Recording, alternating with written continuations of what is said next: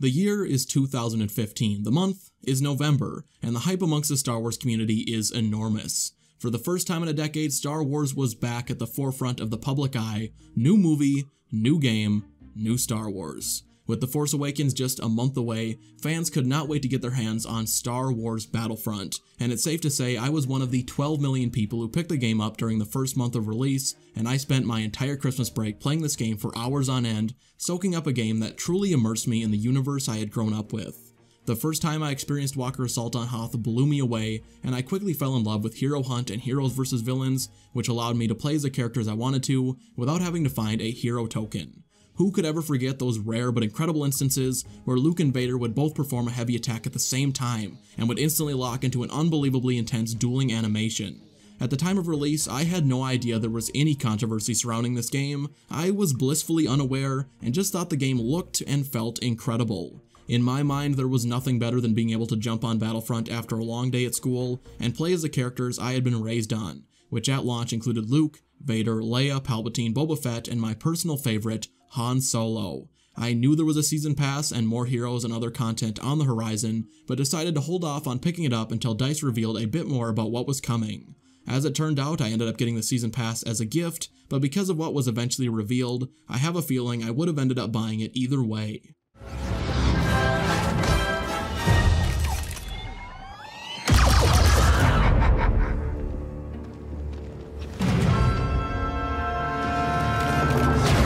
The Outer Rim expansion pack was released on March 22nd of 2016, over 4 months following the launch of the game, and by this time much of the community was in desperate need of a new batch of content. Luckily, this DLC did not disappoint, at least me, and I couldn't wait to begin mastering the two new heroes, Greedo and Nien Nunb. Many were not happy with the decision to bring in such obscure characters over others like Lando and Chewbacca, but I couldn't have cared less. I spent many late school nights completing the various HUT contracts included with the update, which allowed players to unlock brand new weapons, star cards, and other upgrades. As someone who wasn't in tune with the internet outrage when the game released, really my only issue with the game at first was the fact that I just simply ran out of important things to unlock after a couple of months, but this update added several new things for me to work towards. Greedo quickly became my favorite hero in the entire game, and his ability to continuously upgrade his grenade and weapon damage by killing enemies made him perfect for my extremely aggressive style of play. The 4 new maps, which included 2 new locations on Sullust as well as Jabba's Palace and the Palace Garage, were instant favorites of mine, especially while playing the brand new game mode Extraction. Fortunately, the Outer Rim expansion was only the beginning, and what was to come far exceeded my already high expectations. Attention, Bespin! The Empire is attacking the city! The Bespin DLC, what is there to say about this expansion? While I love the content that came alongside the Outer Rim, the Bespin update just went ahead and took things 2 steps further. 5 brand new maps were all included, each of which was set in a different Bespin location. Experiencing Walker Assault on Cloud City is to this day my all-time favorite Star Wars gaming experience. There was just something so perfect about the way that map progressed. The 2 new heroes were the bounty hunter Dengar, and of course Lando himself, because what type of Bespin DLC would be complete without him? Dengar was an instant favorite of mine, although I remember for some bizarre reason, his Hurricane Strike was able to one-shot kill Luke, and only Luke. I have no idea why that was a thing. Lando was very fun to use as well, but I'm sure any Battlefront 2 veterans watching this video remembers the infamous Power Blast glitch and the rage that came alongside it.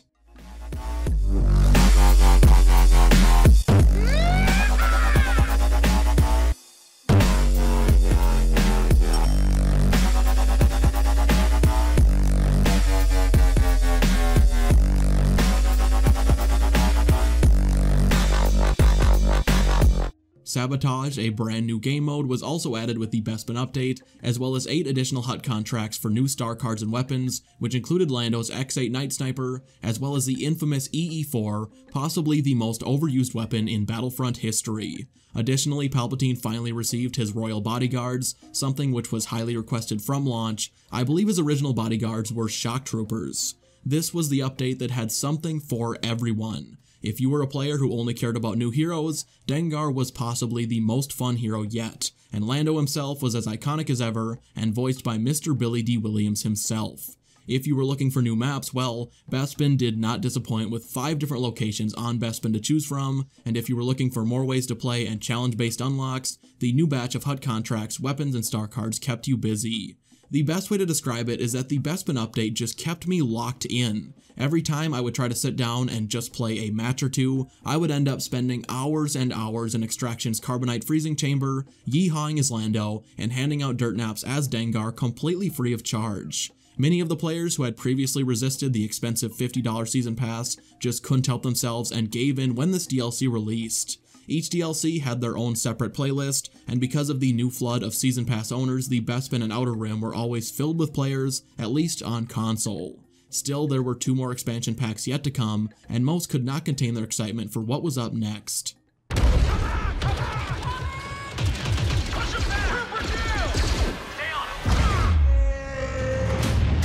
Skywalker reporting.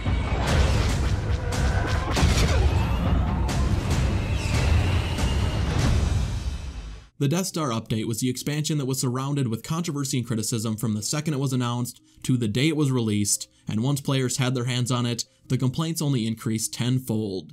Most of the complaints were in regards to the heavy lack of content with this DLC, as the Death Star update was much smaller than the previous 2 in terms of variety. For comparison's sake, the maps included in the Bespin DLC could be played in Blast, Cargo, Sabotage, Supremacy, Droid Run, Walker Assault, Turning Point, and Fighter Squadron, which was Battlefront 2015's aerial combat mode.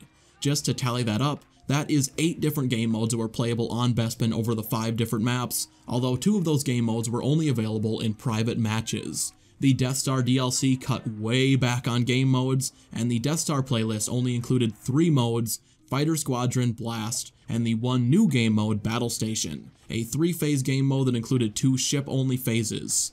That meant that of the 3 game modes, there was only 1 option for players who didn't care about flying, and that single option was Blast, a fun but very short game mode.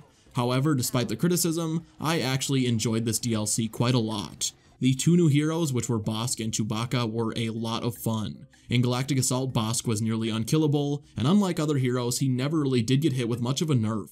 Chewbacca quickly became my main in Heroes vs. Villains, but I will admit I never really got over just how god-awful he looked. I have no idea how DICE released this. The new game mode, Battle Station, was a lot of fun once you got past the first phase. The first phase takes place outside the Death Star, and if the Rebels lose, you never get to go inside the Death Star for Phase 2 and into the Trench Run for Phase 3, which, if you lost as the Rebels, it was a huge bummer.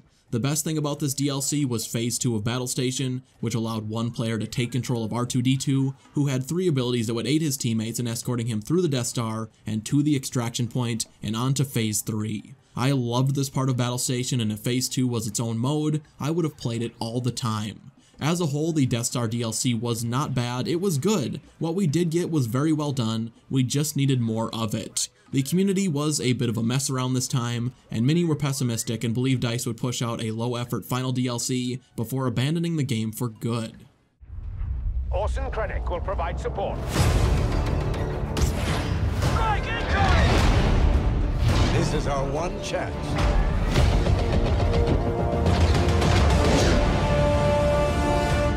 Stand with us.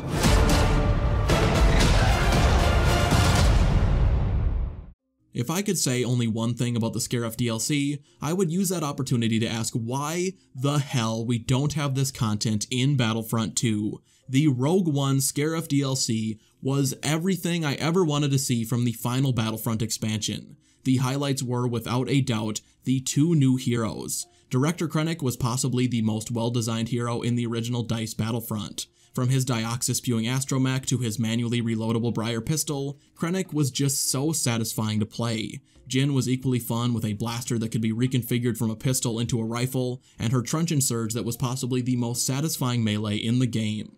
With the previous DLCs, there was always one hero that I instantly latched onto, in my case Greedo, Dengar, and Chewbacca respectively, while the other one I didn't end up using as much. The Scarif DLC was completely different because both Jyn and Krennic were the only heroes I used for months when they were available. Scarif itself was incredible, and DICE learned from the Death Star update and included the maps in 5 different modes, including Walker Assault, which by the time the Scarif DLC released was my favorite game mode by far.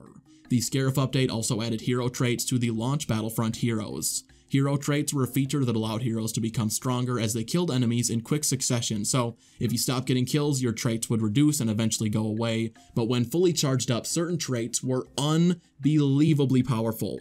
For example, Dengar was able to earn up to 60% damage reduction, and Bossk was able to earn up to 7% of his total health back with every kill, which was part of what made him so difficult to take down. However, the 6 launch heroes never had traits, which really wasn't fair, and the Scarif update fixed that. Both Vader and Leia could earn up to 80% armor, Luke was able to nearly double his running speed, Han could drastically increase his blaster damage and range, Boba could stay in the air for far longer, and Palpatine could increase his lightning stamina.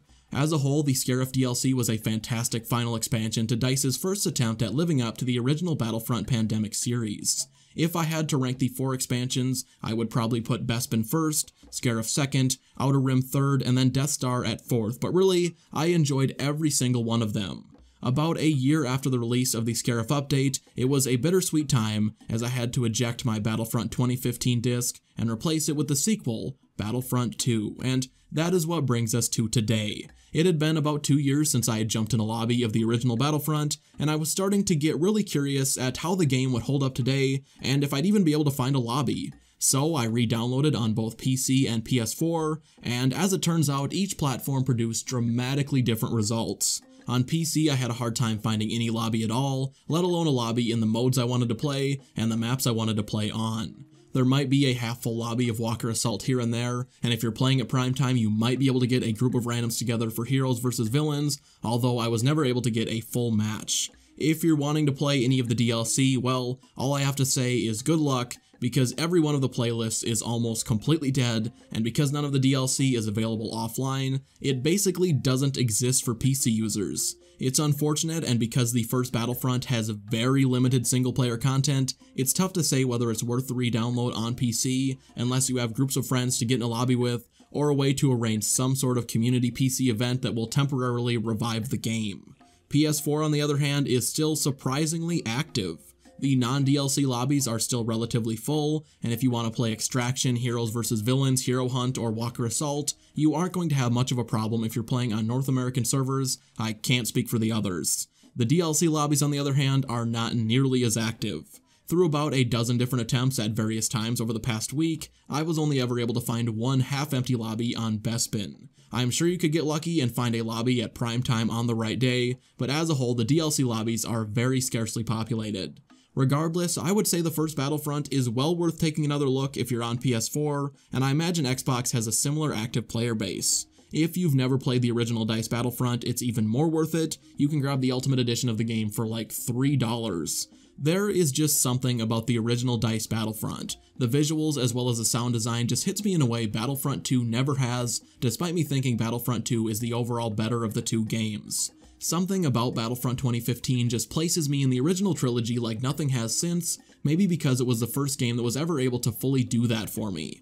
The original DICE Battlefront is a game that was never perfect, and I will never argue that it was, but it holds a special place in my heart and is a source of so many fond memories, and for that, well, I'm grateful. Well guys, that is going to do it for today's video. If you enjoyed this change of pace, consider leaving a like, and if you are new to the channel, be sure to subscribe so you never miss a future upload. Thank you all so much for watching, and I will see you in the next one. Bye.